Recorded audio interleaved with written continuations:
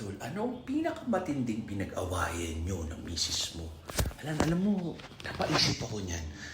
Kasi nung bago kami nagde-date, hindi ko in-expect na selosa pala siya. Selosa.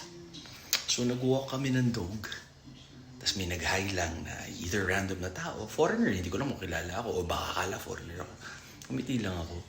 Pagselos. Simula nun, hindi na ako gagawa ng kahit anong nagsiselos siya sa akin mismo. And then ako nga, hindi ako seloso ngayon. Kasi seloso na din ako. So, yun.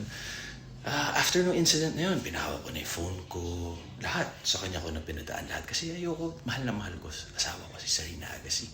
Ayoko mabatrip siya. Yun lang, sobrang babaw lang na pinag-awayan namin. Pero ang selos, malaking dahilan yan para maghiwalay.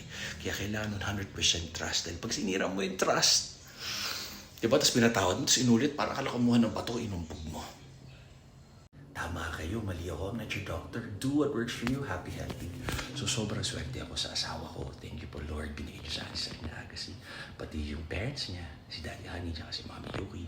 Pati si Inay, tsaka si Tatay. So, yun. Ganito na lang. Tapos yung iba, syempre extended family na yun. So, it doesn't really matter. Pero yun yung akin. So, gawin nyo lang yung magpapasaya sa inyo. Dahil buhay nyo yan. You only live once.